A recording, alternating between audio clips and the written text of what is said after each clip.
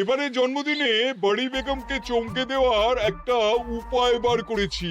উজির, বলো তো দেখি কি উপায়?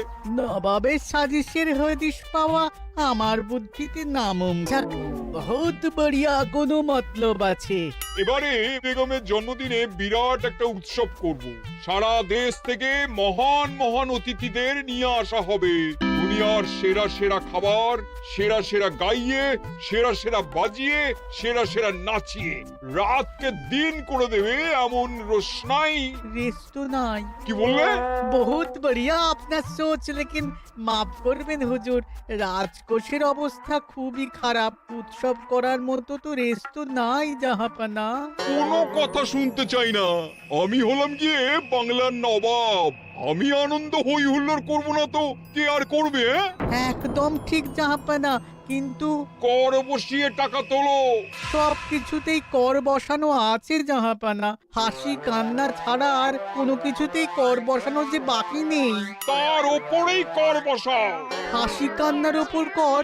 না, শীতকাল আসছে, বসাও বসাও কর হাঁচির ওপর। হ্যাঁ, হাতির ওপর কর? বসাও। ওরকম মুখ করে আছো কেন? যদি না পারো তো বলে দাও, আমি অন্য উজির নিয়োগ করব। আমি আজই ঘোষণা করে দিচ্ছি, এবার থেকে হাতির ওপর কর দিতে হবে। হ্যাঁ, তো জানাব, এতে প্রজারা যদি ক্ষুব্ধ হয়? আরে বাবা, প্রজাদের কাজই তো মাঝে মাঝে ক্ষুব্ধ হওয়া। তা ঠিক হুজুর। আমাকে কদর করে এমন কিছু সন্ডা আছে, তাদেরকে কাজে লাগাতে হবে। বহুত খুব জাহাপানা। তাহলে হাঁচি গোনার লোকের ব্যবস্থা করে নি। ওই সন্ডারাই হাঁচি গুনবে। ওদের স্বেচ্ছাসেবক হিসেবে নিয়োগ করো। বহুত খুব জাহাপানা। সব জায়গায় লোক পাঠাতে শুরু করো। তবে কৃষ্ণনগরে বেছে বেছে লোক পাঠাবে। আর মনে রেখো, ওখানে গোপাল আছে।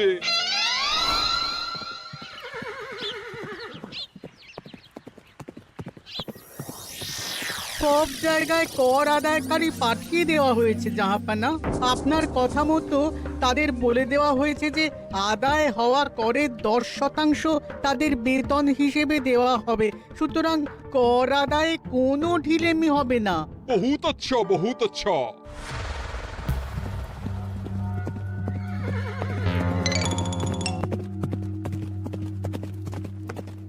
হ্যাঁ, তুমি ঠিক পড়েছো তো মন্ত্রী?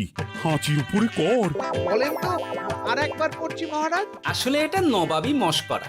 আমাদের নবাব যে খুবই রসিক মানুষ তা তো আমরা দেখেছি। বারবার কৃষ্ণনগরের সঙ্গে রসিকতা করতে গিয়ে হাঁড়ি ফেটে রস একেবারে মাখামাখি হয়েছে, আর সারা গায়ে পিঁপড়ে ধরেছে। মস্করা নয়, একদম সত্যি কথা। হাঁচির উপরে কর বসানো হয়েছে, আর আমরা হলাম নবাবের খাস হাঁচি গোনার দল। আমরা এই কৃষ্ণনগরে থিতু হয়ে বসলাম বটে। এবারে হাঁচি গুনবো আর মোহর আদায় করব। গোপাল, তুমি কি বলো? সর্দার, তোমাদের এখানে আসা একেবারেই লোকসান হয়েছে। কেন মশাই? আচ্ছা, আপনি গোপাল? না না, আপনার কোনো কথাই শুনবো না। আমাদের বই বই করে বলে দেওয়া হয়েছে, গোপাল হইতে সাবধান। সর্দার, আমি তোমাকে সাবধান হতেই বলছিলাম। হাঁচি ধরতে গেলে তোমাদের খুব সতর্ক থাকতে হবে, কারণ এই কৃষ্ণনগরের বাসিন্দাদের শরীর স্বাস্থ্য এত ভালো যে এখানে কেউ হাঁচে না, কাশে না, ঢেকুর তোলে না, ইয়ে করে না। বলেন কি মশাই? এটা তো নবাবকে জানাতে হচ্ছে।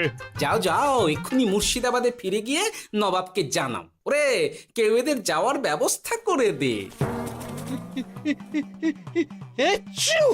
ওই তো হেঁচেছে। হাঁচি এক। পুরো এক মোহর। হাঁচি দুই, দুই মোহর। আরে, এটা তো হাঁচির বাচ্চা, এটা তো ধরলে চলবে না। কেন? হাঁচি হলেই তো হলো। কি করব সর্দার? লিখবো? দেখ, একবার গুনে যখন ফেলেছি পুরো ছাড়তে পারবো না। আধমোহর লেখ। এটা কাশি, কাশিতে কোনো করের কথা নেই। ওরে লেখ লেখ লেখ লেখ লেখ। হাঁচি তিন, পুরো এক মোহর। হাঁচি চার।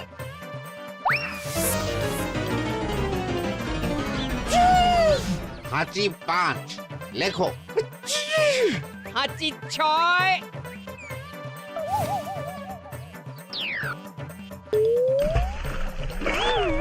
যা, যা কি রে, শুনেছিলাম কৃষ্ণনগরের মন্ত্রীটা মাথা মোটা, প্রমাণ হয়ে গেল। জল থেকে উঠবে যখন ঠান্ডা লেগে হাঁচি তো আরো বাড়বে। জলে বুড়ুবুড়ি উঠছে, বেটা জলের তলায় তলায় হাঁটছে। হাঁচি 7। এখনো তো ফিরলো না, বেলা গড়িয়ে দুপুর হয়ে গেল। ভাববেন না রাজামশাই, আমরা যারা যারা এখানে এসেছি সবাই ধড়িবাজ লোক। মন্ত্রীর হাঁচি নিংড়ে নিয়ে ফিরবে। ছি ছি ছি ছি ছি ছি ছি ছি ছি। কি হলো গোপাল? আমরা কৃষ্ণনগরের প্রবাদ প্রতিম আতিথেয়তার অসম্মান করেছি মহারাজ। কেন? কিভাবে? কখন? এখন মহারাজ, এখন এনারা সেই সুদূর মুর্শিদাবাদ থেকে এসেছেন, আর আমরা এতক্ষণ শুধু অন্য কথাই বলে চলেছি, এনাদের আপ্যায়নের ব্যবস্থা করিনি। তাই তো। মহারাজ, আপনি ব্যস্ত হবেন না। এই কে আছো? শোনো, এদের রাজ অতিথিশালাতে থাকার বিশেষ ব্যবস্থা করো। এদের খাবার যাবে মহারাজের পাকশাল থেকে। এদের সব সুবিধে অসুবিধে দেখার জন্য দাস দাসী নিযুক্ত থাকবে। এই চলো হে চলো। আরে দাঁড়াও সর্দার, হ্যাঁ বলুন। তোমাদের তো আবার গোপালের কথা শোনা বারণ। আমার ব্যবস্থায় বোধহয় তোমরা থাকবে না। বাদ দিন তো, আসলে ভয় ছিল আপনার বুদ্ধিকে, আর ভয় নেই। কেমন আগু পিছু বিচার না করেই বলে ফেললেন এখানে কেউ হাঁচে না। বুঝে গেছি, আসলে গোপাল হলো গল্প। চলো হে চলো, ও বড্ড খিদে পেয়েছে। প্রহরী, এই সর্দারের দলের বাকি লোকগুলো এলে এদেরকেও অতিথিশালায় নিয়ে যেও। হ্যাঁ, আচ্ছা। এ কি গোপাল, এই রক্তচোষাগুলোর জন্য তুমি রাজনিবাস আর রাজভোগের ব্যবস্থা করে দিলে?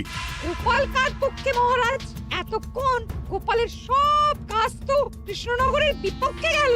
বটেই তো, আমি মনে মনে গণনা করে দেখলাম গোপালের শুল যোগ শুরু হয়েছে।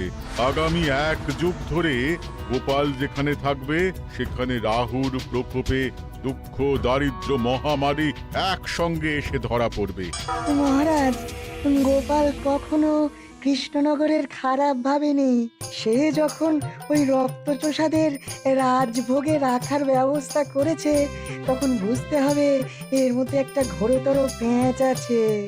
গোপালই তাহলে বলুক কি পেঁচ। মহারাজ, মানুষ বিলাসের সুযোগ পেলে কাজ ভুলে বিলাসেই ডুবে থাকে। কত সম্রাট মহাসম্রাট বিলাসিতায় ডুবে কত সাম্রাজ্য মহাসাম্রাজ্য ভেঙে টুকরো করেছে। এরা তো নবাবের পাঠানো কিছু মূর্খ বালক মাত্র মহারাজ। এদের রাজভোগে ডুবিয়ে দিলে হাঁচির কথা কি এদের মনে থাকবে?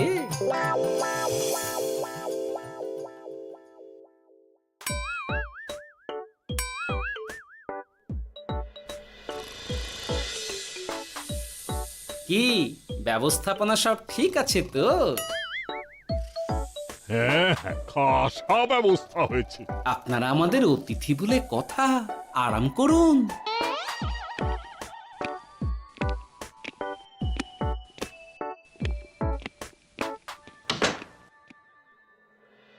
বিজ্ঞানী, তোমার এই দুমুখ আয়না আবিষ্কার তোমার জীবনের সেরা কাজ।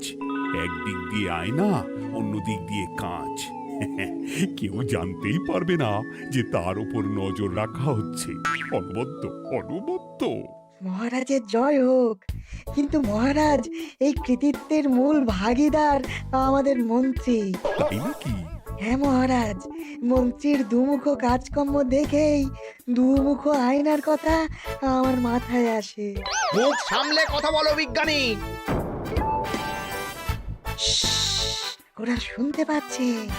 যা চেঁচালেন 20 ইঞ্চির দেওয়াল ভেদ করে ওদিকে চলে যাবে কথা। এই কে যেন কাকে মুখ সামলে কথা বলতে বললো? ওই বাইরে কেউ বলেছে। এই তোমরা সবাই শোনো, অতিথিদের যেন আদর যত্নের ত্রুটি না হয়। আমি আর যাই, কাল সকালে আসবো, কেমন?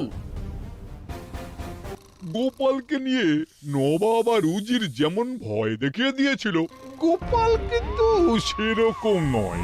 এই তোরা কি বলিস? না না না না না না, গোপাল একটু ওই হাবা গোবা আছে দাদা। দেখো দেখি কেমন বুক পেতে দিয়েছে, এবার ওদেরই বুকে বসে ওদেরই দাড়ি ওপরাবো।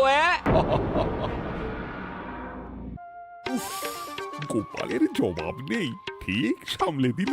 মহারাজ, এই প্যাঁচটা আমার মাথাতেই এসেছিল, কিন্তু ওই যে নাকে মাছি ঢুকে গিয়েই সব বরবাদ হয়ে গেল। মহারাজ, এই পরিকল্পনা যদি মন্ত্রীর মাথাতে আগে এসে থাকে, তাহলে এদের মন্ত্রী আমার চেয়ে ভালো করে সামলাতে পারবেন মহারাজ। বটেই তো, এই দায়িত্ব আমি নিলাম মহারাজ।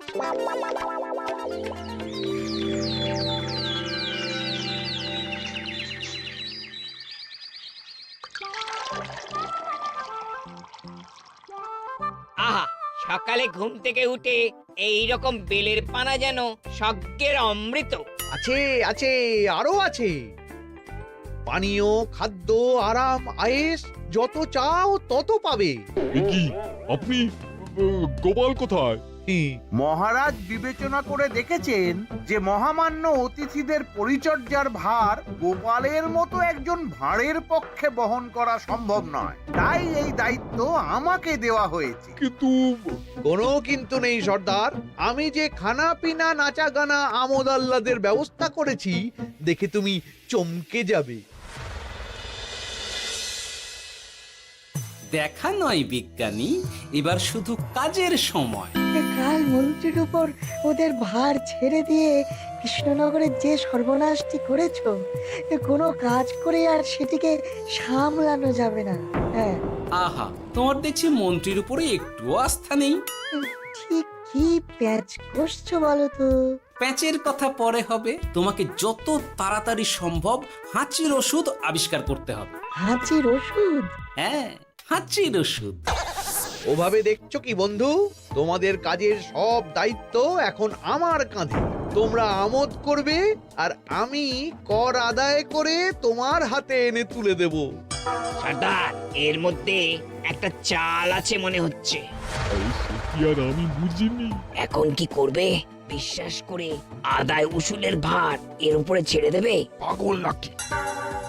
মন্ত্রী মশাই, বলো বন্ধু। বলছিলাম আর দেরিতে কাজ কি?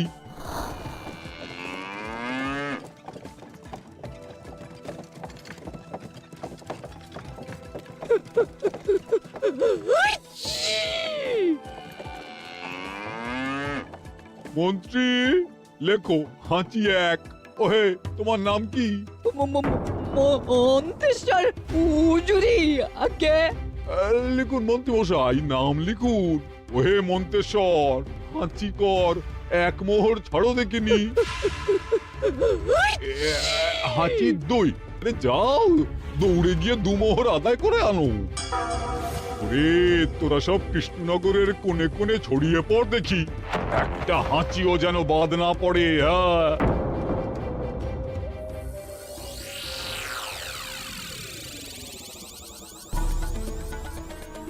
এটা হুজুরে আলাক বর্ধমান, খাম্বাস এবং কৃষ্ণনগর থেকে।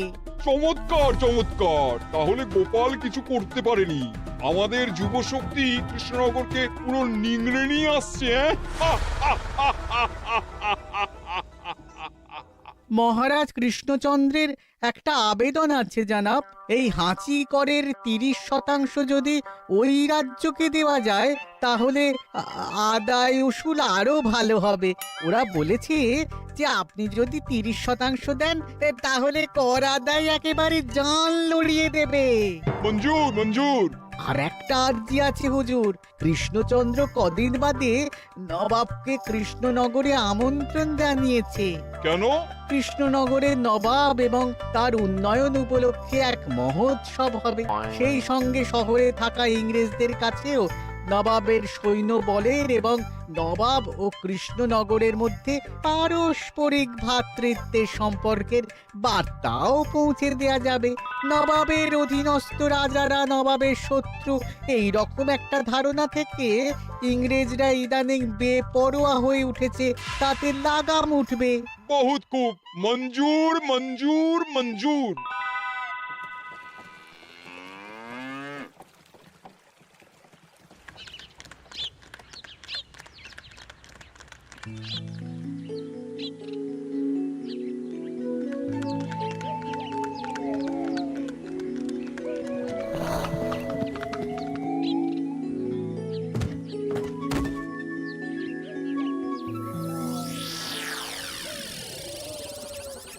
কি ব্যাপার গোপাল? জাহাপনা বলুন, কি খিদমত করব? আমি যা বলবো তাই করবে। অবশ্যই জাহাপনা। क्या बात উজির, তুমি সাক্ষী, মহারাজ কৃষ্ণচন্দ্র আপনিও সাক্ষী। গোপাল আমাকে কথা দিয়েছে আমি যা চাইবো তাই করবে। গোপাল, তুমি আমার সঙ্গে মুর্শিদাবাদ যাবে। এখন থেকে আমার দরবারের বিদূষক হিসেবে থাকবে, কেমন? ওরে ওরে ওরে ওরে ওরে, তোরা বাজনা বাজা। এখন থেকে গোপাল আর কৃষ্ণনগরের নয়, গোপাল মুর্শিদাবাদের। চড়ছে বাজা।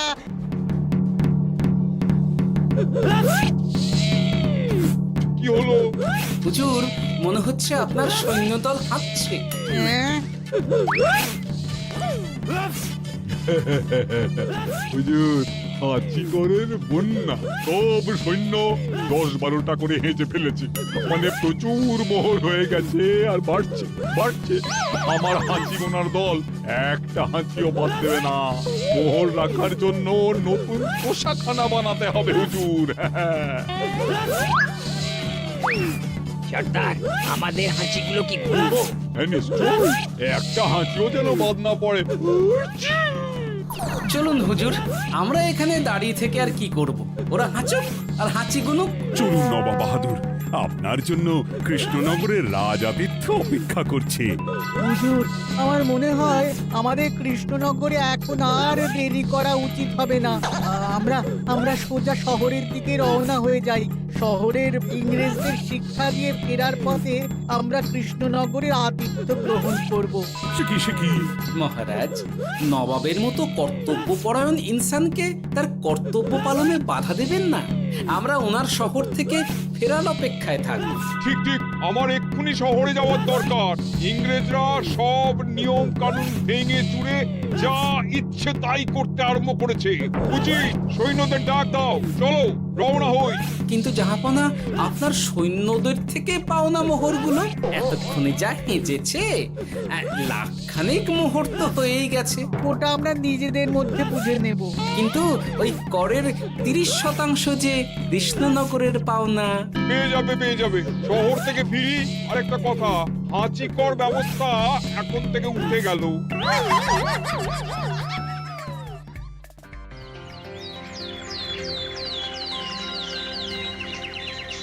মহারাজ, কিভাবে গোপাল ভাঁড় মহাশয় নবাবের উন্মাদের মতো জারি করা ওই হাঁচিকর থেকে আমাদের সকলকে রক্ষা করেছেন তা আমরা সকলেই জানি। খাম্বাজের তরফ থেকে তাই গোপালকে সামান্য উপহার।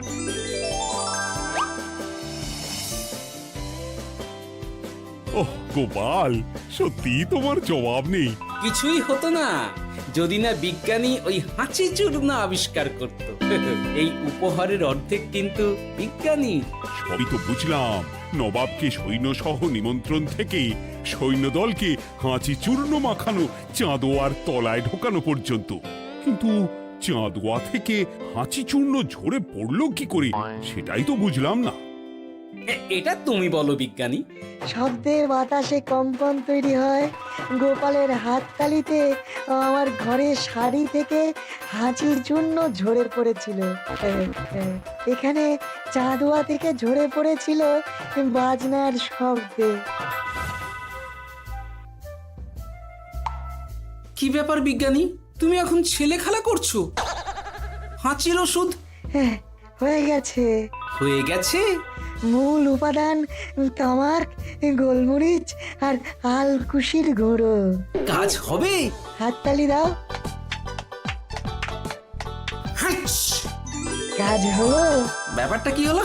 ওই শাড়িটাতে হাঁচি চূর্ণ মাখানো আছে, তোমার হাততালির শব্দের কম্পনে ঝরে ঝরে পড়েছে। একবার নাকের কাছে এলে পিঁপড়ের থেকে পিশাচ হাঁচতেই হবে, হাঁচতে হবেই হবে। নবাব যদি বাজনা বাজাতে না বলতো। আমাদের বাজনদাররা তৈরি ছিল মহারাজ। যাক, সবই ভালোই ভালোই মিটে গেল। যার শেষ ভালো তার সব ভালো। ব্যাস, এখন শুধু একটাই কাজ বাকি। নবাবের কাছ থেকে করের 30% বাবদ পাওনা মোহর মুর্শিদাবাদে গিয়ে নবাবের কাছ থেকে তুমি নিয়ে আসবে। আচ্ছা মহারাজ। হাসির রাজা, জ্ঞানের রাজা, রসিক রাজা।